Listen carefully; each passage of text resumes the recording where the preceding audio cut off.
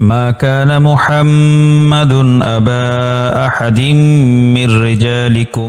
আমাদের আলোচনা চলছিল কোরাইশ বংশ নিয়ে, নবীজির বংশধারা নিয়ে। আজকে আমাদের আলোচ্য বিষয় হলো কুসাই বিন কিলাব, নবীজির পঞ্চম ঊর্ধ্বপুরুষ। নবীজির 5 জন আগের যে বংশধারা যার সাথে গিয়ে যুক্ত হয় তিনি হলেন Qusai bin Kilab. Qusai bin Kilab হলেন, তাকে বলা যায় কোরাইশি যে শাসন ব্যবস্থা গড়ে উঠেছিল মক্কায়, সেই শাসন ব্যবস্থার জনক বা প্রতিষ্ঠাতা। অন্য কথা বলতে গেলে তিনি কোরাইশি রাষ্ট্রের জনক ছিলেন কে? Qusai bin Kilab. পাকিস্তানে যেমন জিন্নাহ, কায়েদ আজম মোহাম্মদ আলী জিন্নাহ, ভারতে যেমন মোহনচাঁদ করমচাঁদ গান্ধী, কুসাই বিন কিলাবও কোরাইশের জন্য ঠিক তেমনই ছিলেন, অনেকটা জাতির পিতার মতো প্রচলিত অর্থে। এমনিতেও ধর্মীয়ভাবে, ধর্মীয় দৃষ্টিকোণ থেকে জাতির পিতার একটা একটা সম্মান আর কি। কোরআনের পরিভাষা, ধর্মের পরিভাষা জাতির পিতা হলো ইব্রাহিম আলাইহিস সালাম। তো এটা একটা পরিভাষা একজন মানুষকে সম্মান দেখানোর জন্য এটা। তো এমন ব্যক্তিত্ব যারা হয়ে থাকেন কোন রাষ্ট্রের, কোন জাতির, কোন জনগোষ্ঠীর ক্ষেত্রে, যিনি কোন মাইল ফলক, একটা উল্লেখযোগ্য কোন অগ্রগতি সাধন করেন জাতির জন্য, সমাজের জন্য, তাদেরকে এমন ব্যক্তিরা পরবর্তীদের কাছে পরম পূজনীয় হয়ে থাকে, পরম শ্রদ্ধার হয়ে থাকে। যে কোনো রাষ্ট্রের এমনটা হয়। অনেক রাষ্ট্রের, যেমন পাকিস্তানের ফাউন্ডার ফাদাররা আছে, ইরান যেমন খোমেনি, তুরস্কে যেমন একসময় কামাল ছিল, মোস্তফা কামাল ছিল, এখন ঠিক ততটা নাই। তারপর অর্ধেক জনগোষ্ঠীর কাছে কামাল এখনো শ্রদ্ধেয়। তাদের বিকৃত চিন্তা, তাদের এই উল্টো চিন্তার কারণে কামাল তাদের কাছে শ্রদ্ধেয় এখনো। কিন্তু 50 ভাগের বেশি বা 50 ভাগ মানুষের কাছে কামাল এখন আর আগের মতো সম্মানিত না। 50 ভাগ ভোটের আলোকে আর কি, যদি উর্দুগান রজব তাইয়িপ উর্দুগান সেই পরিমাণ ভোট পান, সেই পরিমাণ ভোটাররা কামালকে চায় না। আর এর বিপরীত যারা, তারা কামালকে চায়। ভোটের আলোকে যদি আমি বলতে চাই, সৌদিতে যেমন বাদশাহ আব্দুল আজিজ, তিনি সৌদি রাষ্ট্রের প্রতিষ্ঠাতা, ফাউন্ডার ফাদার। তো কোসাই বিন কিলাবও নিজের যোগ্যতা, মেধা এবং পরিশ্রমের মাধ্যমে মক্কাকে একটি গ্রাম বা একটা অবহেলিত জনপদ থেকে, অবহেলিত মরুময় একটা অঞ্চল থেকে একটা নগরে উন্নীত করেছেন, একটা শহরে। শহর বলতে আমরা প্রচলিত অর্থে শহর না, একটা নগর বলতে যেমনটা বুঝি সেই কালের প্রেক্ষিতে একটা নগরে উন্নীত করেছিলেন। এবং একটি নগর থেকে শুধু নগরে পরিণত করেননি, একটি নগর থেকে মক্কাকে তিনি একটা রাজধানীতে, পুরো আরবের জন্য রাজধানীতে তিনি পরিণত করেছিলেন মক্কাকে। এবং তিনি মক্কায় একটি কেন্দ্রীয় শাসন ব্যবস্থা গড়ে তুলেছিলেন কুসাই বিন কিলাব। মক্কায় কাবাঘর ছিল, মক্কায় গাছপালাময় স্থান ছিল। এবং এখানে আগেই কোরাইশ বংশের আগে এখানে প্রথমে ছিল জুরহুম গোত্র। জুরহুম গোত্র, যে গোত্রে ইসমাইল আলাইহিস সালাম বিয়ে করেছিলেন। এরপরে জুরহুম গোত্রের পর মক্কার নেতৃত্বে এসেছিল খোজা গোত্র। এখানে জুরহুম গোত্র ইয়ামান থেকে এসেছিল, খোজা গোত্র ইয়ামান থেকে এসেছিল। তো জুরহুমের পর খোজা গোত্র মক্কায় বসতি স্থাপন করেছিল। তারা জুরহুমের কাছ থেকে মক্কার নেতৃত্ব ছিনিয়ে নিয়েছিল। তো বনু খোজা, যারা খোজা গোত্রের নেতা ছিল আমর বিন লুহাই। আর অন্যদিকে কোরাইশের নেতা ছিলেন কুসাই বিন কিলাব। তো এতদিন মক্কার ধর্মীয় নেতৃত্ব যেটা, সেটা ছিল ইসমাইলের বংশধরদের হাতে, মানে জুরহুম গোত্রের হাতে। আর রাজনৈতিক বক্তব্য ছিল, নেতৃত্ব ছিল বনু খুজার হাতে। তো কুসাই বিন কিলাব কি করলেন? এই কোরাইশ বংশটাকে তিনি ঐক্যবদ্ধ করলেন। কোরাইশ বংশ এর আগে কুসাই বিন কিলাবের নেতৃত্ব দেওয়ার আগে কোরাইশরা মক্কার আশেপাশে অতটা থাকতো, তারা দূরে দূরে থাকতো। বনু খুজা, কোরাইশ যারা ছিল, কোরাইশ বংশ, ইসমাইল আলাইহিস সালামের বংশধর যারা ছিল, তাদেরকে মক্কার কাবার আশপাশ থেকে তাড়িয়ে মরুভূমি অঞ্চলে, বিভিন্ন ঝোপঝাড়, পাহাড়ে, পর্বতে তাদেরকে ঠেলে দিয়েছিলেন এই খোজারা। তো কুসাই বিন কিলাব এসে প্রথম তিনি কোরাইশদেরকে ঐক্যবদ্ধ করলেন। ঐক্যবদ্ধ করে বনু খোজা গোত্রের বিরুদ্ধে তিনি বিদ্রোহ করলেন। তাদেরকে যুদ্ধে নামিয়ে আনলেন, যুদ্ধ করে তাদেরকে মক্কা থেকে তাড়িয়ে দিলেন। তার নেতৃত্বে, তার একক নেতৃত্বে কুসাই বিন কিলাবের যখন বনু খুজাকে তাড়ানো সম্ভব হলো, তো স্বাভাবিকভাবেই তিনি একজন বিজয় বীর। বিজয় বীর তো এমনি মানুষের কাছে শ্রদ্ধার পাত্র হয়। যারা কোনো যুদ্ধের নেতৃত্ব দেয়, জাতির ক্রান্তিকালে নেতৃত্ব দেয়, জাতির যুগ সন্ধিক্ষণে জাতিকে যারা আশার আলো দেখায়, আশার পথ দেখায়, তাদেরকে জাতি শ্রদ্ধা করে। হ্যাঁ, সবাই সেই শ্রদ্ধাটা রক্ষা করতে পারে না, পরে তাদেরকে নির্মমভাবে জাতি হত্যা করে, হত্যা করতে বাধ্য হয় যারা এই শ্রদ্ধাটা ধরে রাখতে পারে না। তো এরপর থেকে বনু খুজাকে তাড়িয়ে দেওয়ার পর কোরাইশের হাতে মক্কার রাজনৈতিক এবং ধর্মীয় উভয় নেতৃত্ব কোরাইশের হাতে চলে আসে। তো কোসাই বিন কিলাব বিয়ে করেছিলেন খোজা গোত্রকে তিনি তাড়িয়ে দিলেও, খোজা গোত্র থেকে নেতৃত্ব ছিনিয়ে নিল, তিনি তার শ্বশুর ছিল খোজা গোত্রের নেতা। খোজা গোত্রের নেতা ছিল হুলাইল। হুলাইলের মেয়ে ছিল হুব্বাই। হুব্বাই কি বিয়ে করেছিলেন কোসাই বিন কিলাব। তো বিয়ে করার পর নানাভাবে তখন বলা হয় তাকে হুলাইলের কোনো সন্তান ছিল, ছেলে ছিল না। তো মেয়েকে বিয়ে করার পরে মেয়ে জামাই এই খোজা গোত্রের নেতা হুলাইলের স্থলাভিষিক্ত, তার মৃত্যুর পর তার নেতৃত্বটা এমনি পেয়ে গেছিলেন। পাশাপাশি তিনি তো ওই পেয়ে নেতৃত্ব পাওয়ার পরে তখন এক বর্ণনা মতে হুলাইল দায়িত্বটা মেয়ে জামাইকে দিয়েছিলেন, আর এই মেয়ে জামাইকে দেওয়ার পরে খোজার যে লোক ছিল হুলাইলের মৃত্যুর পরে তার বংশের লোকদেরকে, খোজা গোত্রের বংশের লোকদের, তার বংশের লোকদেরকে নেতৃত্বটা না দিয়ে জামাই আরেক বংশের কোরাইশ গোত্রের যে জামাই খোজাই বিন কিলাব, কিলাবকে শ্বশুর দায়িত্বটা দিলেন। শ্বশুর মানে হুলাইল, হুব্বাইয়ের বাবা। তো দায়িত্ব দেওয়ার পর খোজার লোকেরা তাদের সর্দারের সিদ্ধান্তটা মেনে নিতে পারেনি। তাদের কথা ছিল নেতৃত্ব আমাদের হাতে থাকবে, আরেক বংশের জামাই হয়েছে ভালো কথা, ঠিক আছে, তো জামাইকে কেন তুমি নেতৃত্বটা দিবে, দায়িত্বটা দিবে? আমাদের নেতৃত্ব আমাদের হাতে থাকবে। বিয়ে করেছো, বিয়ে দিয়েছো, সেটা ঠিক আছে, তুমি তুমি আমাদের বংশে তুমি তোমার মেয়ের জন্য উপযুক্ত জামাই পাওনি, সেটা না মেনে নিলাম, কিন্তু নেতৃত্বটা আমার গোত্র থেকে ছাড়িয়ে তুমি অন্য গোত্রের লোককে দিবে, এটা মেনে নেওয়া যায় না। এই প্রশ্নে আরো নানা কারণে নানা কোসাই বিন কিলাবের বিভিন্ন ইয়াকে সামনে রেখে তিনি খোজার সাথে তার একটা লড়াই হলো। তো পরে লড়াই হওয়ার পরে অনেকদিন লড়াই চলেছিল, লড়াই এক পর্যায়ে তিনি সমঝোতায় আসলেন, কোসাই বিন কিলাব এবং বনু খোজার অবশিষ্ট নেতৃবৃন্দ। তো সন্ধি চুক্তি হলো, সমঝোতা চুক্তি হলো। চুক্তিপত্রের ভিত্তিতে খোজা গোত্র দেখলো যে কোসাই বিন কিলাবকে তারা পরাজিত করতে পারবে না, পর্যুদস্ত করতে পারবে না, তাকে হটাতে পারবে না, তাকে আবার সম্পূর্ণ নিশ্চিহ্ন করতে পারবে না। তো এখন তার বাধ্য হয়ে কোসাইয়ের নেতৃত্ব মেনে নিয়েছিল এবং এরপর থেকে কোসাই কাবার রক্ষণাবেক্ষণের দায়িত্ব পেয়েছিলেন। তখন এই যে যুদ্ধে বনু খোজা গোত্রের যারা নিহত হয়েছিল, কোসাই বিন কিলাব কি করেছেন, এই চুক্তির ভিত্তিতে, সন্ধির ভিত্তিতে, সমঝোতার ভিত্তিতে তিনি সেই নিহতদের দিয়ত বা রক্তপণ আদায় করে দিয়েছিলেন। বাস, একটা মিটমাট হয়ে গেছে। এরপর নেতৃত্ব চলে আসলো কোরাইশের কাছে, কোসাই বিন কিলাবের কাছে। তো জুরহুম গোত্র মানে ইসমাইল আলাইহিস সালাম যে গোত্রে বিয়ে করেছিলেন, এবং খোজা গোত্র যারা জুরহুম গোত্রের পরে মদিনা ইয়ামান থেকে এসে মক্কা বসতি স্থাপন করেছিল, তারা কি করত, মক্কাকে একটা পবিত্র আর সংরক্ষিত, একদম স্যাংচুয়ারি যেটা বলা হয়, এটা পবিত্র আর সংরক্ষিত এলাকা মনে করত। এবং এই জন্য তারা মক্কায় কোনো গাছপালা, মক্কাকে পবিত্র মনে করে, পবিত্র জ্ঞান করে মক্কার কোনো গাছপালা কোনো কিছু তারা কেউ কাটতো না। তো গাছপালা না কাটার কারণে কি হতো, এখানে চারদিকে দিকে দিকে ঝোপ ঝাড় বন জঙ্গলে একদম ভর্তি হয়ে গিয়েছিল। কোসাই বিন কিলাব সর্বপ্রথম নেতৃত্ব নেওয়ার পরে তিনি সিদ্ধান্ত নিলেন যে মক্কাকে তিনি একটি পরিচ্ছন্ন, একদম গোছালো একটা নগর বা শহরে পরিণত করবেন। তিনি কি করলেন, যেখানে যেখানে অপ্রয়োজনীয় গাছপালা ছিল, ঝোপঝাড় ছিল, সেটা তিনি কেটে কেটে এটাকে নগরায়নের প্রথম বন্দোবস্ত, প্রথম কর্মসূচি তিনি হাতে নিয়েছিলেন। তো মক্কায় এই কাবার আশেপাশে হারামের এলাকার ভিতরে কোসাই বিন কিলাবই প্রথম পাথরের ঘর নির্মাণ করেছিলেন, এবং এখনকার যুগে যেটা আমার বিল্ডিং বা বানাই, তিনি প্রথম পাথরের ঘর নির্মাণ করেছিলেন। এর আগে মক্কা বনু জুরহুম গোত্র, খোজা গোত্র কেউ স্থায়ী ঘর বাড়ি নির্মাণ করেনি।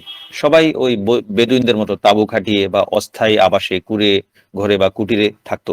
স্থায়ীভাবে পাথর দিয়ে একদম ঢালাই করে ঘর বাড়ি বানানো প্রথম শুরু করেছিলেন কোসাই বিন কিলাব। এবং কোসাই বিন কিলাব 460 খ্রিস্টাব্দে মক্কায় এই বায়তুল্লাহ সামনে একটা সংসদ ভবন নির্মাণ করেছিলেন, সেটাকে নাদোয়া বলা হয়। সেই সংসদ ভবনে বা একটা পার্লামেন্ট ভবনে বসে তিনি শাসন কার্য পরিচালনা করতেন, যেটা পরবর্তীতে দারুন নাদোয়া বলে পরিচিতি পেয়েছে। যে এখানে বসেই এই পরবর্তীতে কোরাইশরা এই দারুন নদওয়াতে বসে নবীজিকে হত্যার ষড়যন্ত্র করেছিল, ষড়যন্ত্র পাকিয়েছিল। তো তিনি যে করলেন, কোসাইয়ের নেতৃত্ব দেওয়ার আগে, কাবার রক্ষণাবেক্ষণ দায়িত্ব নেওয়ার আগে এরা খোজা গোত্রের হাতে ছিল। খোজা গোত্র তারা এভাবে নিয়মতান্ত্রিক ভাবে শৃঙ্খলার সাথে মক্কার শাসন তারা পরিচালনা করেনি। তো কোসাই ঘরটা যে বানিয়েছিলেন, পাথরের ঘরটা, সেটা সে ঘরের দরজা রেখে দিয়েছিলেন কোন দিকে? কাবার দিকে। তিনি দরজা দিয়ে বের হলে তিনি যেন কাবার দেখতে পান বা কাবা চত্বরে প্রবেশ করতে পারেন, এভাবে তিনি কাবা ঘরটা নিজের ঘরটা নির্মাণ করেছিলেন। এছাড়া তিনি আরেকটা কাজ করেছিলেন, সেটা হলো মক্কায় যারা বিভিন্ন দেশ থেকে, বিভিন্ন এলাকা থেকে ভিনদেশী ব্যবসায়ীরা আসতো, ব্যবসার উদ্দেশ্যে আসতো, তাওয়াফের উদ্দেশ্যে আসতো। তাওয়াফের উদ্দেশ্যে আসলে তো তারা তো এ, এ, ইয়া, দর্শনার্থী তারা। তো যারা ব্যবসার উদ্দেশ্যে আসতো তাদের উপর তিনি প্রথম ওসর কর, মানে লাভের দশমাংশ, 1/10 কর আরোপ করেছিলেন, যে ব্যবসা করতে আসলে তুমি 10 টাকা লাভ হলে আমাকে এখানে 1 টাকা দিয়ে যেতে হবে। তো বলতে গেলে এর মাধ্যমে তিনি কোরাইশের একটা স্থিতিশীল, একটা শক্তিশালী, একটা যৌক্তিক, একটা সমন্বিত অর্থনৈতিক ব্যবস্থার গোড়াপত্তন করেছিলেন এই ওসর কর আরোপ করার মাধ্যমে। এই হিসেবে বলা যায় তিনি যেমন শাসন ব্যবস্থার জনক, অর্থনৈতিক ব্যবস্থারও জনক হলেন কোসাই বিন কিলাব।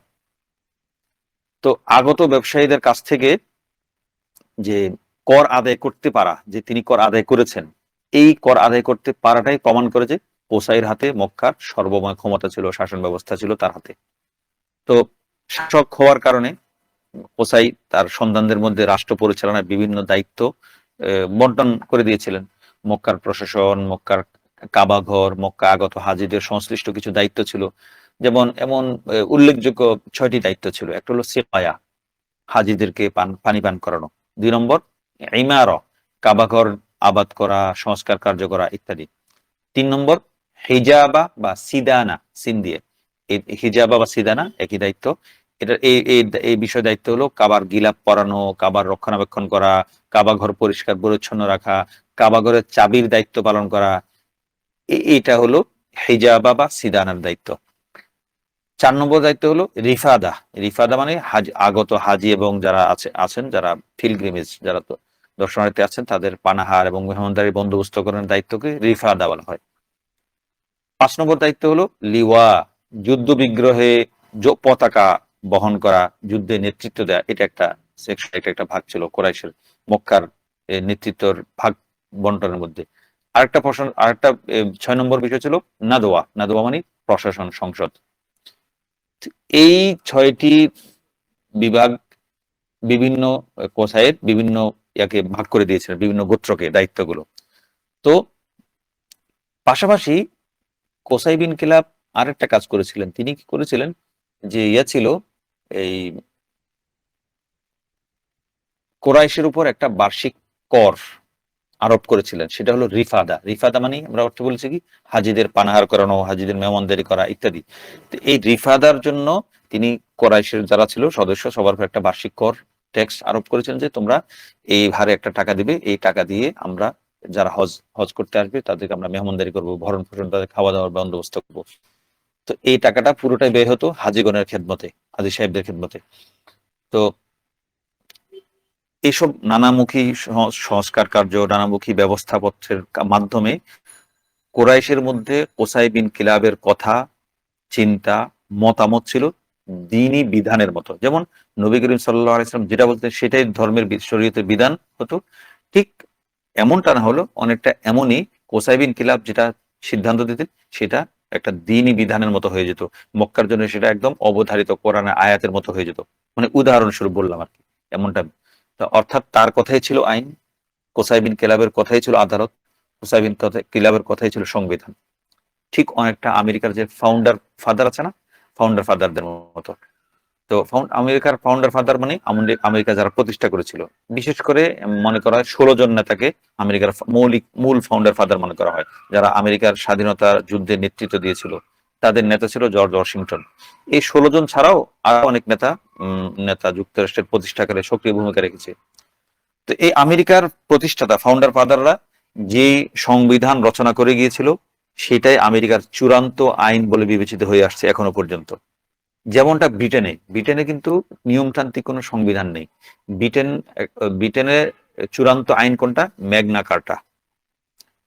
ব্রিটেনের এটাকে ম্যাগনা কার্টা, এই চার্টারকে ব্রিটেনের সংবিধান বলে বিবেচনা করে। ম্যাগনা কার্টা হলো এটা ব্রিটেন, এটা মূলত রচনা করা হয়েছিল এই চুক্তি, এই সংবিধানটা বা এই ধারাটা, চার্টারটা ব্রিটেনের যে রাজা ছিল, সম্রাটের ক্ষমতা খর্ব করার একটা দলিল। সবাই একত্র হয়ে একটা একটা ধারা তৈরি করেছিল, কিছু আইন তৈরি করেছিল। এই আইন তৈরি করার মাধ্যমে তার রাজার একচ্ছত্র আধিপত্য তারা খর্ব করেছিল। এটা মূলত এই চুক্তিতে, এই ম্যাগনা কার্টা যে চুক্তি, এটা স্বাক্ষরিত হয়েছিল 1215 সালে, 15 সালের 15 জুন। তো ম্যাগনা কার্টা যে যে যে সংবিধান বা যে ধারা, নিয়মতান্ত্রিক যে একটা চুক্তিপত্রের ধারা, যে একটা লিখিত একটা সংবিধানের মতো, যে এটাকে বর্তমানে প্রচলিত যে সংবিধানগুলো আছে বিভিন্ন দেশের, বিভিন্ন রাষ্ট্রের, এমনকি আমেরিকার, এই সাংবিধানিক শাসনের আধুনিক যুগের সূচনা বলা যেতে পারে এই ম্যাগনা কার্টাকে। তো এটার উৎস হলো 1188 সাল, রাজা দ্বিতীয় হেনরি। তিনি কি করলেন? এই রাজা সমস্ত অস্থাবর সম্পত্তির উপর, আগে তো স্থাবর সম্পত্তির উপর কর ছিল, এই রাজা দ্বিতীয় হেনরি কি করলো? 1188 সালে ব্রিটেনের সমস্ত ব্রিটেন মানে ব্রিটিশ সাম্রাজ্যে, মানে ব্রিটেন তখন সাম্রাজ্য হয়নি, অস্থাবর সম্পত্তির উপরও তিনি কর ধার্য করলেন। তো এটা করার কারণ ছিল বিভিন্ন নানামুখী যুদ্ধের কারণে রাজার উপর বিপুল মানে চাপ পড়েছিল, খরচের বিপুল মানে ব্যয় এর চাপ পড়েছিল। এটা থেকে করার জন্য, বাঁচার জন্য, বা এই সংকট থেকে উত্তরণ করার জন্য অতিরিক্ত কর ধার্য করা ছাড়া মানে রাজার আর কোনো উপায় ছিল না আসলে। তো বাধ্য হয়ে এই অতিরিক্ত কর ধার্য করেছিল। তো অন্যদিকে তার রাজার দ্বিতীয় হেনরির 2 পুত্র রিচার্ড এবং জন, এরা ছিল স্বৈরাচারী মানসিকতার। বিশেষ করে যে জন যে ছিল, সে ছিল স্বেচ্ছাচারমূলক কাজ করার জন্য, কাজ করে এলাকার যে ভূস্বামী ছিল, ল্যান্ডলর্ড ছিল, জমিদার যারা ছিল, তারা জনের আচরণে অতিষ্ঠ হয়ে গেছিল। তো অতিষ্ঠ হয়ে তারা সবাই মিলে একজোট হয়ে কি করলো, এই তারা চেষ্টা করলো কিভাবে রাজার ক্ষমতা সংকোচন করা যায়। তো এভাবে তারা চিন্তা করতে করতে করতে এই 1188 সাল থেকে যেটা শুরু হয়েছে, সেটা 1215 সালে তখন তখন রাজা হলো জন, সেই দ্বিতীয় হেনরির ছেলে, ইংল্যান্ডের রাজা। তখন সমস্ত সামন্ত যা জমিদাররা চাপ দিল রাজার উপর, যে আমরা যে একটা সবাই মিলে একমত হয়ে একটা চুক্তিপত্র তৈরি করেছি, এটাকে আপনাকে স্বাক্ষর করতে হবে। তো সমস্ত রাজা জন জমিদারদের চাপে এই চুক্তিতে স্বাক্ষর করেছিল। এই চুক্তির কারণে রাজা মানে রাজা একটা নিয়মের অধীনে চলে আসতে হয়েছিল। এবং এই চুক্তিটাকে সবাই যে মিলে যে চুক্তি করে, এটাকে বলে ম্যাগনা কার্টা। তো এই ইংল্যান্ডের রাজনৈতিক ইতিহাসে ম্যাগনা কার্টা প্রতিষ্ঠা অত্যন্ত গুরুত্বপূর্ণ ঘটনা। এই শর্ত, এই মানে ম্যাগনা কার্টার মধ্যে যে শর্তগুলো ছিল, যে ধারাগুলো ছিল, তার মধ্যে প্রথম ছিল রাজা স্থানীয় লোকদের অনুমোদন ছাড়া, স্থানীয় যারা ছিল তাদের লোকদের অনুমোদন ছাড়া কারো স্বাধীনতায় বা কারো সম্পত্তিতে হস্তক্ষেপ করতে পারবেন না। এই চুক্তির প্রভাব শুধু ইংল্যান্ডে নয়, অন্যান্য দেশেও ছড়িয়ে পড়েছিল। কারণ ইংল্যান্ডের রাজাকে যেহেতু গলা টিপে ধরা গেছে, তো অন্যান্য দেশের রাজাকেও তো গলা টিপে ধরা সম্ভব। তো জন ছিল ক্ষমতা লিপ্সু রাজা, সে সহজে এই চুক্তিতে স্বাক্ষর করতে চায়নি। তো সামন্ত জমিদার যারা ছিল সবাই মিলে রাজাকে চারদিক থেকে প্রচন্ড চাপ দিয়েছিল, এবং শুধু চাপই দেয়নি, লন্ডনের কাছে একটা দ্বীপে এই রাজাকে বন্দি করেছিল, বন্দি করে রাজাকে এই চুক্তিতে স্বাক্ষর করতে বাধ্য করেছিল। তো এই চুক্তির কারণে লন্ডনে ইংল্যান্ডের বিচার বিভাগ অনেকটা বিচার বিভাগ অনেকটা স্বাধীন হয়ে গেছিল, রাজার প্রভাব মুক্ত হয়ে গেছিল। তো যেটা আমরা শুরুতে বলেছিলাম, ইংল্যান্ডের আসলে আমাদের দেশে যেমন সংবিধান আছে, ভারতের সংবিধান আছে, আমেরিকার সংবিধান আছে, ইংল্যান্ডের সংবিধান বলতে নির্দিষ্ট কোনো দলিল নেই। এই এই দলিলটি, এই ম্যাগনা কার্টা চার্টারটাই ইংল্যান্ডের একটা সাংবিধানিক দলিল। তো এই ম্যাগনা কার্টা যে চুক্তিপত্র হয়েছিল, এটা প্রজাদের অধিকার, রাজার ক্ষমতা হ্রাস ইত্যাদি ক্ষেত্রে একটা মাইলফলক হিসেবে কাজ করেছে বিশ্বের ইতিহাসে পরবর্তী বিভিন্ন সংবিধান রচনার ক্ষেত্রে। এবং এই ম্যাগনা কার্টা চুক্তি বা এই দলিলটাই পরবর্তীকালে যুক্তরাষ্ট্রের সংবিধান রচনার ক্ষেত্রে সহায়ক ভূমিকা পালন করেছে, এবং অনেক দেশে মানবাধিকার এবং জনগণের ক্ষমতায়নের গুরুত্বপূর্ণ পথ নির্দেশক হিসেবে কাজ করেছে। এমনকি ভারতে যে সংবিধান রচিত হয়েছে, আম্বেদকর যে আম্বেদকর সাহেব যে সংবিধান রচনা করেছেন, মূলত এই ম্যাগনা কার্টাকে সামনে রেখেই ভিত্তি করে তিনি ভারতের সংবিধান রচনা করেছিলেন। যাক, আমরা একটা প্রাসঙ্গিক আলোচনা করলাম, ম্যাগনা কার্টা সম্পর্কে একটা সংক্ষিপ্ত ধারণা হয়ে গেল। তো ম্যাগনা কার্টাটা যেমন একটা সংবিধান ছিল, কোরাইশের কাছে এই কোসাই বিন কিলাবের কথা, তার আইনটাও অনেকটা এমনই ছিল। তো কোসাই বিন কিলাবের আমরা একটু শৈশবে ফিরে যাই, তাই তিনি কেমন ছিলেন। কোসাই বিন কিলাবকে আমরা একটু বিস্তারিত জানছি, এই জন্য তাকে জানলে আমরা মক্কাকে পুরোটা ভালো করে বুঝতে পারবো। মক্কার এবং কোসাই বিন কিলাবের বংশধরটাকে জানতে পারলে মক্কা এবং রসুলের আগমন, রসুলের পরবর্তী ঘটনাগুলো যোগসূত্রে ভালো করে মিলাতে পারবো। তো কোসাই বিন কিলাব আসলে তিনি একদম দুগ্ধ পোষ্য শিশু, একদম শিশু থাকা অবস্থায় তার বাবা মারা গিয়েছিলেন, কিলাব মারা গিয়েছেন, তার বাবার নাম কিলাব। তো কিলাব মারা যাওয়ার পর মা আবার বিয়ে বসেছিলেন। তো দ্বিতীয়বার যে স্বামীর কাছে বিয়ে বসেছিলেন কোসাই বিন কিলাবের মা, তার সেই স্বামীর নাম ছিল রবিআ বিন হারাম। তিনি মক্কার লোক ছিলেন না, তিনি মূলত ছিলেন শাম বা বর্তমান যে সিরিয়া, যে শামের সীমান্তে সীমান্তে বসবাসকারী বনু ওজরা একটা গোত্র ছিল, সেই ওজরার লোক ছিলেন রবিআ বিন হারাম, মানে কোসাই বিন কিলাবের পালক পিতা বা সৎ পিতা। তো মায়ের সাথে তিনি সেই পালক পিতা বা সৎপিতার বাড়িতে সীমান্তে চলে গিয়েছিলেন। তো এবং তার শৈশব, কৈশোর বা তারুণ্যের প্রথম ভাগও তার পালক পিতা বা তার সৎপিতার বাড়িতেই কেটেছে। যৌবনে পদার্পণ করার পর কোসাই বিন কিলাব মক্কায় ফিরে এসেছেন নিজের পিতৃভূমিতে। তো কোসাই বিন কিলাবের শিক্ষা জীবন কেটেছে শামে। তো শামে থাকা অবস্থায় তিনি, শাম ছিল তখন রোম সাম্রাজ্যের অধীন। রোম সাম্রাজ্যের অধীন মানে হলো জ্ঞানে, এখন যেমন আমরা লন্ডন, আমেরিকাকে যেমন উন্নত রাষ্ট্র দেশ হিসেবে চিনি বা আমরা বিবেচনা করি কারো কারো মতে, শামটা ছিল মক্কার দৃষ্টিতে তেমন। তো শামে থাকা অবস্থায় তিনি সেখানকার রাজনীতি, কূটনীতি, নেতৃত্ব ইত্যাদি বিষয়ে গভীর পাণ্ডিত্য অর্জন করেছিলেন। এবং বলা যেতে পারে কোসাই বিন কিলাব শামে থেকেই রিয়াসত নেতৃত্ব এবং সিয়াসত রাজনীতি শিখেছেন। তো সেকালে এসব বিষয়ে শাম ছিলেন বর্তমানে আমেরিকা বা লন্ডনের মতো। শামের তোর কোনো তুলনাই ছিল না, বিশ্বের মধ্যে সবচেয়ে সেরা একটা শিক্ষা, উন্নতি, অগ্রসরমান এলাকা ছিল শাম। সেখানে আল্লাহ তাআলা নিজ কুদরতে কোসাই বিন কিলাবকে নিয়ে রেখেছিলেন। তো আল্লাহ তাআলা মূলত নবীজি সাল্লাল্লাহু আলাইহি সাল্লামের আগমন ক্ষেত্রটাকে প্রস্তুত করার জন্য তৎকালের বিশ্বের সবচেয়ে সেরা জ্ঞান প্রযুক্তিকে কোসাই বিন কিলাবের মাধ্যমে মক্কায় নিয়ে এসেছিলেন। আল্লাহর আজীব এক কুদরত।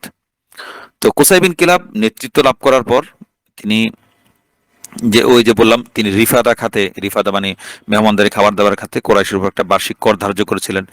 তো এমনকি কোসাই বিন কিলাবের একটা মাইল ফলক কাজ হলো, হাজিদের জন্য তিনি মক্কায় একটা কূপ খনন করেছিলেন। কারণ এরা জমজম কূপ যেটা ছিল সেটা ওই বনু খোজা গোত্রের আক্রমণের কারণে বা তারা ষড়যন্ত্র করে মক্কার জমজম কূপটা রুদ্ধ করে দিয়ে গেছিল।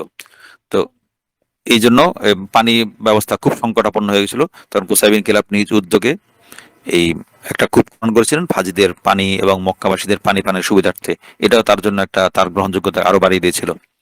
তো কোসাই বিন কিলাব থেকে মোট 4টি বংশধারা বের হয়েছে। আমরা এখন ওই আলোচনায় ঢুকবো। 4টি বংশধারা নিয়ে আমরা আলাদা আলাদা করে আলোচনা করব। যে 4টি বংশধারার মধ্যে একটি হলো বনু আবদিদ্দার। বনু আবদিদ্দার এইটার বিস্তারিত বিবরণ যে কোসাই বিন কিলাবের 3 ছেলে। একজন হলো আব্দুদ্দার, বড় ছেলের নাম। দ্বিতীয় ছেলের নাম আব্দে মানাফ। আরেক ছেলের নাম আব্দুল উজ্জা। কোসাই বিন কিলাবের এই 3 ছেলে। তো সবার বড় আব্দুদ্দার। তো কোসাই বিন কিলাব কি করলেন, তিনি এত বুদ্ধিমান হওয়া সত্ত্বেও একটা বিষয় এই জায়গায় তিনি ভুল করে ফেলেছিলেন, যে নাদোয়া, হিজাবা, লিওয়া, সিকা, রিফাদার বড় বড় যে দায়িত্ব সবগুলো তিনি বড় ছেলেকে দিয়েছিলেন, বড় ছেলে আব্দুদ্দারকে দিয়ে বসেছিলেন। তো এই দায়িত্ব, এই বিশেষ করে নাদোয়া, হিজাবা এবং লিওয়া, এই 3টি দায়িত্ব ছিল মক্কার ক্ষমতার কেন্দ্রবিন্দু। এই দায়িত্ব যখন বড় ছেলেকে, সবগুলো ক্ষমতা, শক্তিমান, গুরুত্বপূর্ণ মন্ত্রিত্ব এই বড় ছেলেকে দিয়ে দিলেন, এটা বাকি 2 ছেলে আব্দে মানাফ, আব্দুল উজ্জা মানতে পারেননি। এক্ষেত্রে একটা মজার ঘটনা মনে পড়লো, যে আছে না আওয়ামী লীগের বিগত সরকারে যে একটা স্বরাষ্ট্রমন্ত্রী ছিলেন, কি যেন তাজউদ্দিন আমাদের ছেলে না আরেকজন কি, তো তাকে এরপরে প্রথম ধাপে 2013 সালের নির্বাচনের পরে যখন আসলো, তখন তাকে সাংবাদিকরা প্রশ্ন করলো নির্বাচন জেতার পরে যে শেখ হাসিনা আপনাকে কোন কোন কোন মন্ত্রণালয়ের দায়িত্ব দিচ্ছে, তখন সে বললো যে আমাকে 3-4টা সেক্সি সেক্সি মন্ত্রণালয়ের দায়িত্ব দিতে চেয়েছেন, আমি একটা বেছে নিব। তো এই ক্ষেত্রে ওই এইসব ক্ষেত্রে আসলে সেক্সি শব্দটা তো ব্যবহার হয় না, তো ব্যবহার করে এটা নিয়ে বেশ হাসির ঘটনা হয়, হাসির তুমুল হাসির ঘটনা ঘটেছিল তখন মিডিয়াতে। যাক, তো সেক্সি যে মন্ত্রণালয়গুলো ছিল সবগুলো আব্দুদ্দারকে দিয়ে দিয়েছিলেন কুসাই বিন কিলাব। এই জায়গায় তিনি একটু হিসাবে হয়তো গন্ডগোল করে ফেলেছেন। তো আব্দুদ্দারকে সবগুলো দায়িত্ব দেওয়ার পরে, বেশিরভাগ দায়িত্ব দেওয়ার পরে তখন কি হলো, বাকি দুই ছেলেটা বিদ্রোহ করলেন, এটা তারা মানতে পারেননি। তো ভাইদের মধ্যে কুসাই বিন কিলাব তো মারা গেলেন, ভাইদের মধ্যে দ্বন্দ্ব সংঘাত শুরু হলো। পরে দ্বন্দ্ব সংঘাতের এক পর্যায়ে সমঝোতার ভিত্তিতে আব্দে মানাফকে দায়িত্ব দেওয়া হয়েছে সিকায়া এবং রিফাদা। সিকায়া মানে পানি পান করানো, রিফাদা মানে হাজিদের খাবার দেওয়ার দায়িত্ব। আর নদওয়া, হিজাবা, লেওয়া মানে মূল শক্তিশালী তিনটা, সেক্সি সবচেয়ে শক্তিমান তিনটা মন্ত্রণালয় আব্দুদ্দারের কাছেই ছিল। তো এখন আমরা বড় ছেলে আব্দুদ্দার, বড় ছেলের বংশ নিয়ে আমরা আলোচনায় যাব। আব্দুদ্দারের 4 ছেলে। আব্দুদ্দার কার ছেলে? কোসাই বিন কিলাবের ছেলে। কোসাই বিন কিলাবের ছেলে আব্দুদ্দারের 4 ছেলে। আব্দে মানাফ কিন্তু ওই কোসাই বিন কিলাবের এক ছেলের নাম আব্দুদ্দার, আর এক ভাই নাম আব্দে মানাফ। তো আবার নিজের ছেলের নাম আব্দে মানাফ। 4 ছেলের মধ্যে আব্দে মানাফ, ওসমান, সাব্বাক, আউফ, এই 4 জন ছিল আব্দুদ্দারের ছেলে। তো আব্দে মানাফ বিন আব্দুদ্দারের ছেলে হলো আব্দে মানাফ। আব্দে মানাফের ছেলে হলো কিলদা এবং হাশেম। মানে আব্দুদ্দারের ছেলে যে আব্দে মানাফ আছে, এই আব্দে মানাফের 2 ছেলে, একটা হলো কিলদা, কারো কারো মতে কুলদা, আর একজন হলো হিসাম। তো এই কুখ্যাত যে নদর বিন হারিস, যে যাকে নিয়ে কোরআনে অনেকগুলো আয়াত নাজিল হয়েছে, আমরা আসছি সেই আয়াতগুলো, এই নদর বিন হারিস ছিল এই আব্দুদ্দার বংশের সন্তান। নদর বিন হারিসের বংশধারা অনেকটা এমন: নদর বিন হারিস বিন আলকমা বিন কিলদা বিন আব্দে মানাফ বিন আব্দিদ্দার। অর্থাৎ আব্দিদ্দারের ছেলে আব্দে মানাফ, আব্দে মানাফের ছেলে কিলদা, কিলদার ছেলে আলকামা, আলকামার ছেলে হারিস, হারিসের ছেলে নদর। এই জন্য আমরা আব্দুদ্দার বংশটা চিনবো, এই জন্য নদর বিন হারেসকে চেনার জন্য, নদর বিন হারেসের মানসিকতা বোঝার জন্য। তো এই নদর বিন হারেস কি করেছিল, সে যখন কোরআন নাজিল হওয়া শুরু হয়েছিল, কোরআন নাজিল হওয়া শুরু হওয়ার পরে সে দেখলো যে মক্কার নেতা থেকে শুরু করে প্রজা সবাই খুব মুগ্ধ হয়ে কোরআন শুনে, কোরআন গ্রহণ করে, কোরআন মানে। তখন সে চিন্তা ভাবনা করে কি করলো, একটা বিকল্প, কোরআনের বিকল্প কিছু দাঁড় করানো যায় কিনা, বিকল্প কোনো সাহিত্য আনা যায় কিনা, সে নিয়ে অনেক চিন্তা ভাবনা করলো। তো সে কি করলো, শাম এবং পারস্য থেকে কল্পকাহিনী এবং গান বাদ্য বিভিন্ন এই ধরনের আকর্ষণীয় বিষয় মক্কায় আমদানি করলো, এবং সে মানুষকে কোরআন এগুলো কাহিনী শুনিয়ে, পারস্যের রোম সম্রাটদের এবং গান বাদ্য শুনিয়ে মানুষকে কোরআন থেকে ফেরানোর জন্য সে চেষ্টার কোনো কসুর করেনি। তো এই লোক নদর বিন হারেস বদর যুদ্ধে নিহত হয়েছিল। তো তার সম্পর্কে বলা হয়, তাকে বেশ কয়েকটা আয়াত নাজিল হয়েছে। প্রথম আয়াত নদর বিন হারেস সম্পর্কে, প্রথম আয়াত হলো সূরা আনফালের 32তম আয়াত, বিসমিল্লাহির রহমানির রহিম, ওয়াইজ ক্বালুল্লাহুম্মা ইন কানা হাযা হুয়াল হাক্কু মিন ইনদিনা ফাআমতির আলাইনা হিজারাতাম মিনাস সামাই ইতিনা বিআযাবিন আলিম। তারা বলে, হে আল্লাহ, যদি এই কোরআন বা এই মোহাম্মদ, এই দিন শরীয়ত যদি সত্য হয়, তাহলে আপনি সত্যতার প্রমাণ স্বরূপ আমাদের উপর আপনি পাথরের বৃষ্টি, আকাশ থেকে পাথরের বৃষ্টি বর্ষণ করুন, অথবা তুমি আমাদের কাছে কি নিয়ে আসো, আপনি আমাদের উপর যন্ত্রণাদায়ক আযাব নিয়ে আসুন। এর নজর বিন হারেসের উক্তি, কতটা উদ্ধত্তপূর্ণ কথা। আল্লাহর কাছে সে আযাব চাচ্ছে, পাথরের বৃষ্টি বর্ষণ। আরেকটা তার সম্পর্কে বলা হয় যে সূরা সোয়াদের 16তম আয়াত, ওয়া ক্বালু রব্বানা আজ্জিল লানা কিত্তানা ক্বাবলা ইয়াউমিল হিসাব। তারা বলে কি, হে আল্লাহ, আপনি যে আযাব দিবেন, রব্বানা, হে আমাদের রব, আপনি হিসাব দিবসের আগে যে আযাব দিবেন আমাদেরকে আযাব কিছু তাড়াতাড়ি এখনই দিয়ে দিন। এটাও মনে করা হয়, বলা হয় তাকে নদর বিন হারেসের উক্তি। মাআরিজও একটা, সাআলা সাইলুম বিআযাবিন ওয়াকি, একজন যাচনাকারী আপনার কাছে দ্রুত আযাব নাজিলের জন্য প্রার্থনা করে। এই কথাটাও সূরা মাআরিজের 1 নম্বর আয়াতে এটা বলা হয়ে থাকে। এটা নদর বিন হারেসের কথা। তো নজর বিন হারেস এই কোরআনের 3টা আয়াত যদি তার সম্পর্কে সত্যি নাজিল হয়ে থাকে, তাহলে সে কতটা কট্টর ছিল কোরআনের বিরোধিতায়। সে তো শুধু কোরআন বিরোধী বক্তব্য গল্প কাহিনী এনে হয়নি, সে নিয়মিত কোরআন বিরোধী বক্তব্য দিতে থাকতো।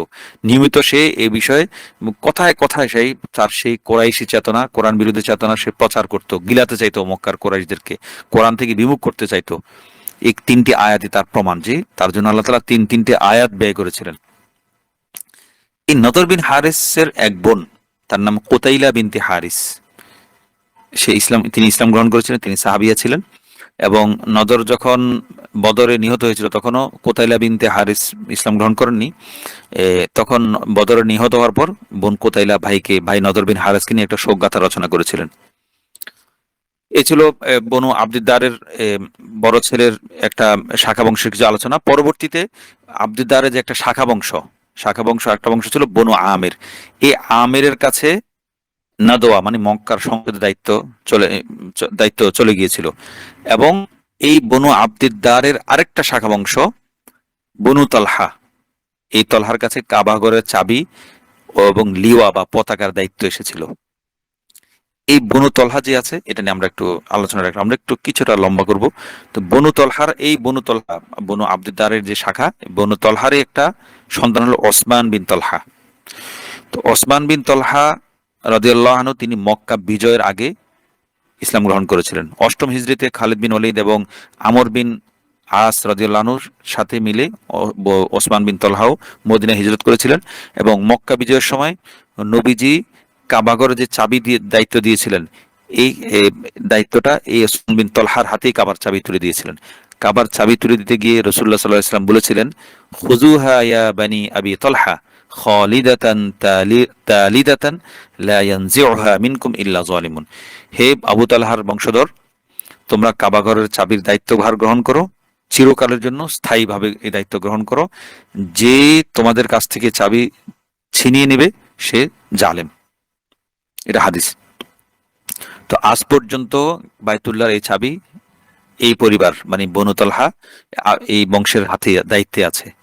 তো বর্তমানে এই কাবার সিদানা থেকে সাদিন মানে কাবার চাবি রক্ষণাবেক্ষণকারী এই দায়িত্ব বর্তমান যে এই দায়িত্ব ওই বংশের যিনি দায়িত্ব পালন করছেন ইদানিং, তিনি হলেন শেখ আব্দুল ওয়াহাব বিন জাইনুল আবিদিন। এই শেখ তিনি 2024 সালের জুন মাসে কাবা চাবির দায়িত্বভার গ্রহণ করেছেন। এবং এই বর্তমান যে কাবার চাবির রক্ষক সাদিন বলা হয়, তিনি শেখ আব্দুল ওয়াহাব। তিনি হলেন মোট কাবা মক্কা বিজয়ের পর থেকে ওসমান বিন আবি তলহাকে রাসূল যে দায়িত্ব দিয়েছিলেন তারপর থেকে যতজন দায়িত্ব পালন করেছেন তার হিসাবে সে ধারাবাহিকতায় শেখ আব্দুল ওয়াহাব বিন জাইনুল আবিদিন হলেন 78তম মক্কার চাবি রক্ষক। আর কোসাই বিন কিলাব ছিলেন মক্কার প্রথম চাবি রক্ষক কোরাইশের জন্য। তো কোরাইশের কোসাই বিন কিলাবকে যদি প্রথম চাবি রক্ষক ধরি, তাহলে বর্তমান যে শেখ আব্দুল ওয়াহাব আছেন তিনি হবেন 110তম চাবি রক্ষক। কোসাই বিন কিলাব থেকে যে শুরু হয়েছে গত 1600 বছর ধরে যে দায়িত্ব পালনটা এক বংশানুক্রমে চলে আসছে কোসাই বিন কিলাব থেকে, তিনি হলেন 110তম চাবি রক্ষক। তো কাবার 5ম চাবি রক্ষক ছিলেন আবু তলহা বিন আব্দুল উজ্জা। এই আবু তলহা বিন আব্দুল উজ্জাকে তিনি ছিলেন নবীজির মাতা আমিনার মামা। এই আবু তলহা বিন যিনি কাবাগরের চাবি রক্ষক, 5 নম্বর চাবি রক্ষক। এর আগে আর 4জন ছিলেন কোসাই বিন কিলাব সহ। এবং 6ষ্ঠ যে চাবি রক্ষক ছিলেন তিনি হলেন তলহা বিন আবি তলহা মানে 5ম চাবি রক্ষকের ছেলে তলহা বিন তলহা। তিনি এই তলহা বিন আবি তলহা এই ব্যক্তি কোরাইশ বাহিনীর সাথে মুসলমানদের বিরুদ্ধে যুদ্ধ করতে এসেছিল উহুদের ময়দানে। সে উহুদের ময়দানে মুসলমানদের হাতে মারা পড়েছিল। তাকে হত্যা করেছিলেন জুবাইর ইবনে আওয়াম রাদিয়াল্লাহু আনহু। এবং এই তখন তাদের হাতে কি ছিল? কাবার চাবির দায়িত্ব ছিল এবং পতাকার দায়িত্ব ছিল। উহুদ যুদ্ধে এই তলহা বিন আবি তলহা তার হাতে উহুদ যুদ্ধে পতাকা ছিল। আর এই 7ম চাবি রক্ষক হলো ওসমান বিন তলহা। এই তলহার ছেলে ওসমান, উহুদ যুদ্ধে বাবার মৃত্যুর পরে ওসমান বিন তলহা কাবার চাবির দায়িত্ব গ্রহণ করেছিল।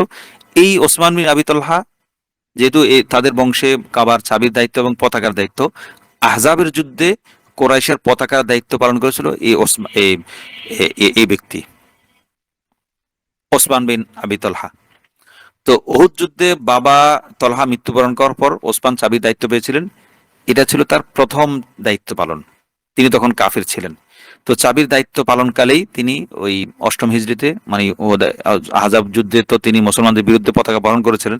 তো আহজাব যুদ্ধ থেকে ফেরার পর অষ্টম হিজরিতে তিনি মদিনায় হিজরত করে ইসলাম গ্রহণ করেছিলেন। তখন তিনি যেহেতু চাবি এত গুরুত্বপূর্ণ দায়িত্ব পালনের লোভ ত্যাগ করে, মায়া ত্যাগ করে ইমানের তাগিদে তিনি চলে এসেছেন, তখন কোরাইশি নেতৃত্ব তার বংশ থেকে চাবির দায়িত্বভার গ্রহণ করেছে ওসমানের চাচাতো ভাই সাইবা বিন ওসমান বিন আবি তলহা। এই সাইবা বিন ওসমান ছিলেন কাবার অষ্টম চাবি রক্ষক। এই সাইবারও এটা প্রথম দায়িত্ব পালন। এটা প্রথম বলার কারণ হলো ওসমান বিন তলহা একবার দুইবার দায়িত্ব পালন করেছেন।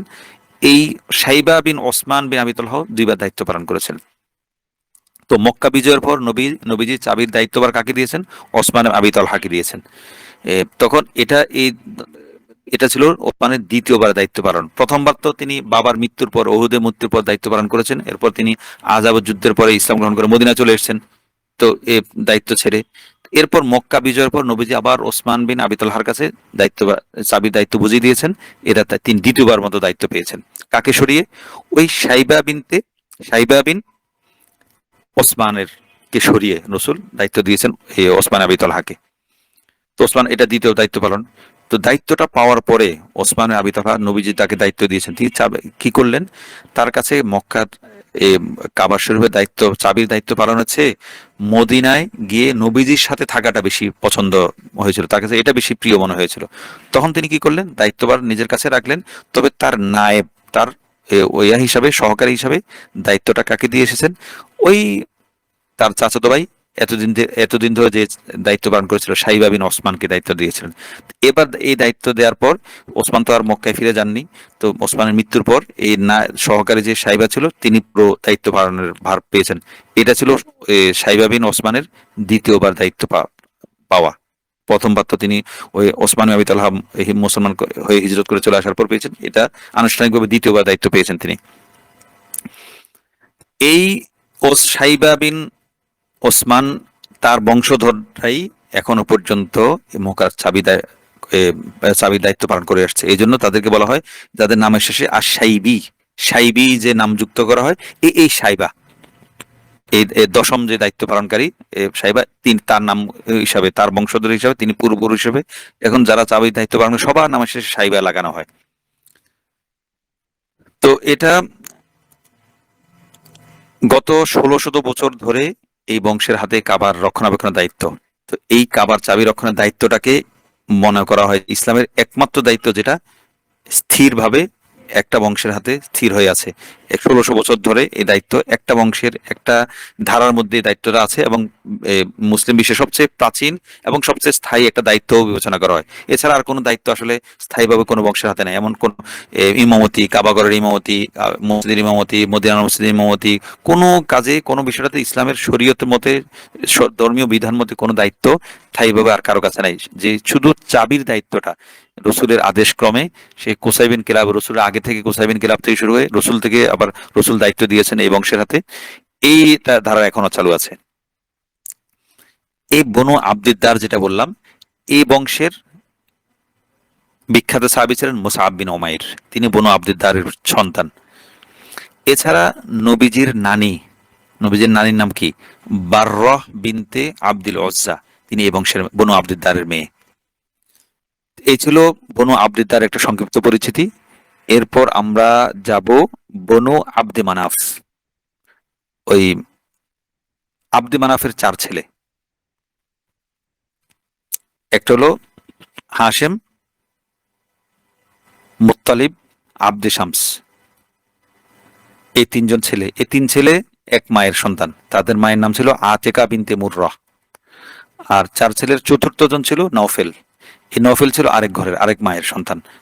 তার মা ছিল ওয়াকিদা বিনতে আদি।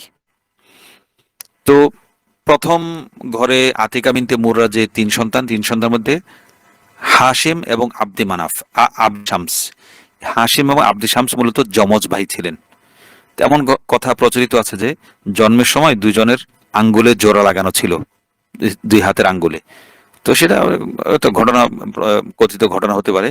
তো আঙ্গুল জোড়া লাগার কারণে তো দুজনকে আলাদা করা দরকার ছিল, তো কেটে বা যেভাবে হোক দুজনকে কেটে ছুরি দিয়ে বা যেভাবে কেটে হোক দুজনকে আলাদা করা হয়েছিল, আঙ্গুলটা আলাদা পৃথক করা হয়েছিল, দুই হাতের যুক্ত আঙ্গুলটা আলাদা করার পর প্রচুর ভয়ানক রক্তপাত হয়েছে। তো রক্তপাত থেকে কেউ কেউ, এই ঘটনা থেকে কেউ কেউ ভবিষ্যৎবাণী করেছিল যে এই দুজনের বংশে ব্যাপক ব্যাপক রক্তপাত হবে।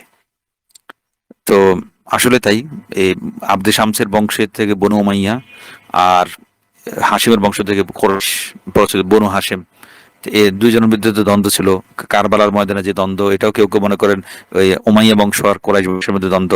এটা এটা একটা ভবিষ্যৎবাণী আর কি, এটা তো আর সত্য হতে পারে না হতে পারে। তো এই তিন ছেলে আব্দে মানাফের, হাশেম তার, তিনি ব্যবসা করতেন শামের রাজার সাথে, শামে গিয়ে তিনি তার ব্যবসা বাণিজ্য করতেন। তার ব্যবসায়িক সফরটা বিশেষত শামের দিকে হতো, আর অন্যান্য শহরে হতো, শামের দিকে তিনি বেশি যেতেন। এতে সেজন্য শামে যারা রাজা ছিল, শাসক ছিল, তাদের সাথে একটা সম্পর্ক ভালো ছিল। আর আরেক সন্তান মুত্তালিব, তার সম্পর্ক ছিল হেমিয়ার যে রাজ্য ছিল, সে রাজ্যের রাজার সাথে তার একটা বাণিজ্যিক সম্পর্ক ছিল, রাজার কাছ থেকে তিনি বাণিজ্যিক সুবিধা লাভ করেছিলেন। আরেক ছেলে আব্দে শামস, তার সম্পর্ক ছিল হাবশার রাজার সাথে। আর আর চতুর্থ ছিল নওফেল, নওফেলের আবার যোগাযোগ ছিল ইরানের বাদশার সাথে, মানে কিসরার সাথে। এই চার ছেলে মোটামুটি ব্যবসায়িক বুদ্ধি নিয়ে জন্মেছিলেন, তবে সবার চেয়ে এগিয়ে গিয়েছিল হাসিম।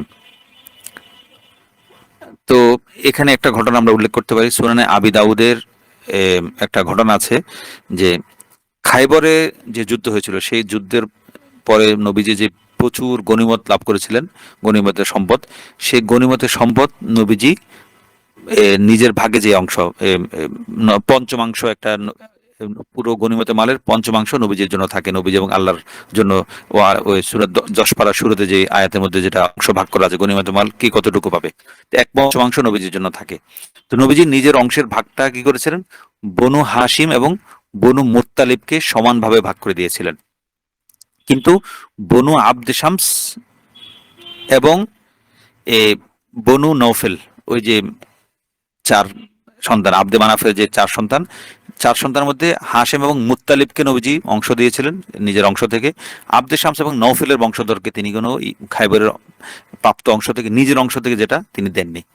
তখন তৃতীয় খলিফা ওসমান রাদিয়াল্লাহু তাআলা ছিলেন বনু আব্দে শামসের সন্তান, মানে এই বংশের সন্তান। এবং জুবাইর ইবনুল মুতঈম রাদিয়াল্লাহু আনহু, তিনি ছিলেন বনু নওফেলের সন্তান, এই চার আব্দে মানাফের চার সন্তানের মধ্যে। তো আব্দে শামসের সন্তান ওসমান রাদিয়াল্লাহু তাআলা আনহু এবং বনু নওফেলের সন্তান মুতিম, জুবাইর বিন মুতিম রাদিয়াল্লাহু আনহু, দুজনে রাসূলের কাছে এসে বললেন, ইয়া রাসূলুল্লাহ, আপনার সাথে আমাদের এবং বনু মুত্তালিবের আত্মীয়তার বন্ধন তো সমান সমান, আমরা সবাই একই পিতার, মানে আব্দে মানাফের সন্তান, কিন্তু আপনি বনু হাশিম এবং বনু মুত্তালিবকে আপনার নিজের অংশের গনিমতের অংশ দিয়েছেন, আমাদেরকে দেননি, এটা কেন? মানে এটা তাদের কাছে একটা খটকা লেগেছিল। তো নবীজি উত্তরে বলেছিলেন যে বনু হাশিম এবং বনু মুত্তালিব উভয় গোত্র জাহিলিয়ত এবং ইসলামে এক বরাবর। এই কথার মাধ্যমে নবীজি একটি ঘটনার দিকে ইশারা করেছিলেন। ঘটনাটা ছিল এমন যে জাহিলি যুগে হাশিম যে ছিল, হাশিমের ছেলে আব্দুল মুত্তালিব, আব্দুল মুত্তালিবের একটা কূপ ছিল, যে আব্দুল মুত্তালিব নবীজির দাদা। তো আব্দুল মুত্তালিব একটা কূপ ছিল, সেই কূপটা তিনি কি তার চাচা নওফেল, মানে হাশেমের ভাই, আরেক ভাই, যে আরেক মায়ের সন্তান নওফেল, কি করেছিল, জোর করে দখল করে নিয়েছিল আব্দুল মুত্তালিবের কূপটা। তো আব্দুল মুত্তালিব এই এই এই জোর জোর জুলুমের কারণে তিনি খুবই ব্যথিত হয়েছেন। তো জুলুমের প্রতিকারের জন্য সে তখনকার কোরাইশের যারা নেতা ছিল তাদের কাছে তিনি সাহায্য প্রার্থনা করেছেন। তো তৎকালীন কোরাইশ নেতৃবৃন্দ আব্দুল মুত্তালিব হলেন ভাতিজা, নওফেল হলেন চাচা। তো চাচা ভাতিজার ব্যক্তিগত পারিবারিক লড়াইয়ে তারা অংশ নিতে অস্বীকৃতি জানিয়েছে। তো আব্দুল মুত্তালিব কি করলেন, অপারগ হয়ে মদিনায়, নানার বংশ যেটা ছিল, হাশিম কিন্তু মদিনায় বিয়ে করেছিলেন, মদিনায় তাদের কাছে সাহায্য চাইলেন। তো নানার বংশের কাছে সাহায্য, বনু নাজ্জার, তাদের কাছে সাহায্য চাওয়ার কারণে তার নানার বংশ তার আবেদনে সাড়া দিয়ে, নাতির আবেদনে সাড়া দিয়ে আব্দুল মুত্তালিবের মামা ছিলেন, মামার নেতৃত্বে 80 জনের একটা অশ্বারোহী দল মক্কায় পাঠিয়েছিল। পাঠানোর পর নওফেলকে তারা বাধ্য করেছিল যে ভাতিজাকে তোমার কূপ ফিরিয়ে দাও, নাহলে আমরা ব্যবস্থা নেব। নওফেল বাধ্য হয়ে ভাতিজাকে কূপ ফিরিয়ে দিয়েছিল। তো এই সংঘাতের পর নওফেল কি করলো, তার দল ভারী করার জন্য আবদে শামস, যে তার ভাই ছিল, এই আবদে শামসের বংশ, তার বংশধর, তার ছেলের সন্তান সবাইকে নিজের সাথে নিজের দলে ভিড়িয়েছিল। অন্যদিকে হাশিম এবং মুত্তালিব, মুত্তালিব মানে হলো আব্দুল মুত্তালিবের চাচা, আব্দুল মুত্তালিব হলেন হাশিমের ছেলে, আব্দুল মুত্তালিব হলেন মুত্তালিবের ভাতিজা। তো আব্দুল মুত্তালিব বলা হয় এই জন্য, এই মুত্তালিব হাশিমের ভাই, হাশিমের মৃত্যুর পরে মুত্তালিব কি করেছিলেন, তার ভাতিজা তো মদিনায় মায়ের কাছে বেড়ে উঠেছিল, ভাতিজাকে মদিনা থেকে নিয়ে এসেছিলেন। মদিনা থেকে নিয়ে আসার পর তিনি যখন মক্কায় প্রবেশ করছিলেন, তখন সাথে একটা ছোট্ট ছেলেকে দেখে, সবাই তো চিনত না তাকে, সবাই ভেবেছিল মুত্তালিব মদিনা বা কোথাও থেকে একটা বালক গোলাম কিনে এনেছে। এ থেকে তারা বললো, সবাই বলতে লাগলো আব্দুল মুত্তালিব, আব্দুল মুত্তালিব, নবীজির দাদাকে। তো এখান থেকে তাকে আব্দুল মুত্তালিব বলা হয়। তো হাশিম এবং নওফেল এবং আব্দে শামসের যে জোট, এই জোটের বিরুদ্ধে হাশিম এবং মুত্তালিবের সন্তানরা কার সাথে যোগ দিয়েছে, আব্দুল মুত্তালিব ভাতিজার সাথে আব্দুল মুত্তালিবের দলে যোগ দিয়েছিল। তো এই ছিল এই আব্দে মানাফের একটা সংক্ষিপ্ত পরিচিতি। তো আমরা আজকে আসলে বেশি এটা, এরপর আমরা আরো দীর্ঘ আলোচনা আছে বিভিন্ন বংশের, আমরা আজকের জন্য এখানে রাখি। এগুলো যদি একটু খটমটে হয়, আমরা একবার শুনলে এবং এরপর আমরা ইনশাল্লাহ লিখিত রূপ দিয়ে দিলে, বইটা মিলালে অনেক সুন্দর লাগবে, সিরাতটাকে বুঝতে, রসুলের সময়কালকে চিনতে জানতে অনেক সহজ হবে। আল্লাহ তাআলা আমাদেরকে সিরাতকে বোঝার, সিরাতকে ভালোবাসার, সিরাতকে মহব্বতের সাথে চর্চা করার তৌফিক দান করুন। আমিন। ওয়া আখিরু দাওয়ানা আলহামদুলিল্লাহি রাব্বিল আলামিন। ওয়া মা আলাইনা ইল্লাল বালাগুল মুবিন।